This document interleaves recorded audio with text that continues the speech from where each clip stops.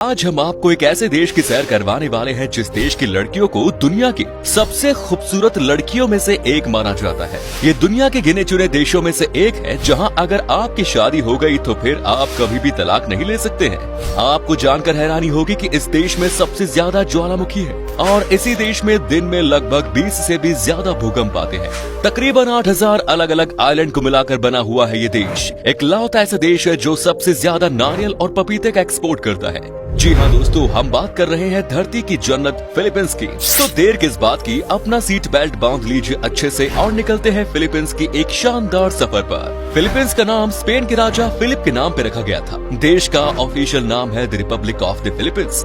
Philippines देश की राजधानी शहर है मनीला, जो कि दुनिया का सबसे खूबसूरत बंदरगाह है। मनीला फिलीपींस की टूरिस्ट स्पॉट्स में से एक है और ये फिलीपींस का बिजनेस हब है।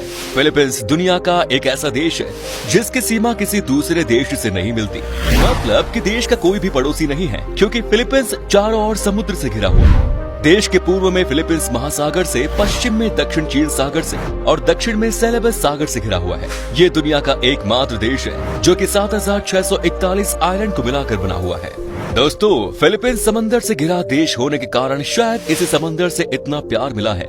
मतलब कि दुनिया के सबसे बड़े मोती की खोज 1934 में फिलीपींस के पलावान सागर में हुई। इस मोती का वजन लगभग 7 किलो था और इसकी लंबाई 10 इंच और गोलाई 6 इंच। 600 साल पुराने इस मोती की कीमत 40 मिलियन अमेरिकन डॉलर। जी हाँ, 40 मिलियन डॉलर। दोस्तों, फिलीपींस में पहले स्पेन और यूनाइटेड स्टेट अमेरिका का कब्जा था। सन 1898 में स्पेन और यूनाइटेड अमेरिका के बीच वॉर हुआ, जिसमें स्पेन ने फिलीपींस को 2 करोड़ अमेरिकी डॉलर में अमेरिका को दे दिया था। सेकेंड वर्ल्ड वॉर के बाद 4 जुलाई 1946 को अमेरिका ने फिलीपींस को पूरी तरह से आजाद कर दिया।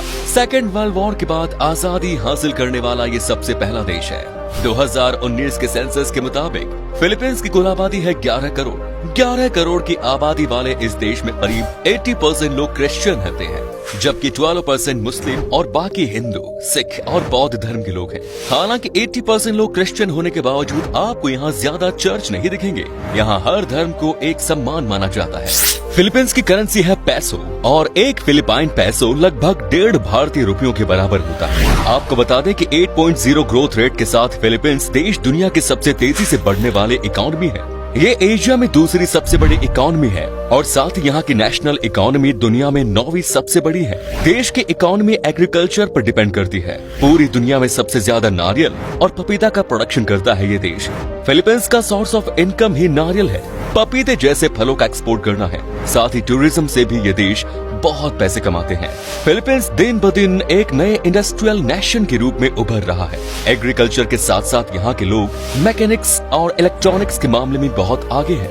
यहाँ के लोग हार्ड डिस्क बनाने में माहिर होते हैं। साथ ही फिलीपींस का एक बड़ा बिजनेस का जरिया है मैन्युफैक्चरिंग और एग्री बिजनेस। दोस्तों, हर देश के अपने अपने कानून होते हैं जिसके अनुसार वहाँ के लोगों को चलना पड़ता है। फिलीपींस में एक ऐसा कानून है जिसके अनुसार यहाँ आपकी अगर शादी हो गई तो आप तलाक नहीं ले सकते। हालांकि ये नियम सिर्फ क्रिश्चियन, हिंदू, सिख और बुद्धिस्ट के लिए है। मुसलमानों के लिए इस नियम में छूट दी गई है। मुस्लिम लड़के या लड़कियाँ एक दूसरे से तलाक ले सकती हैं और वो जितनी चाहे उतनी शादी कर सकती हैं। यहाँ और एक कानून है जो कि बहुत सख्त है और वो है हाईवे पर गाड़ी चलाने के वक्त आपको बहुत सावधानी बरतनी पड़ेगी।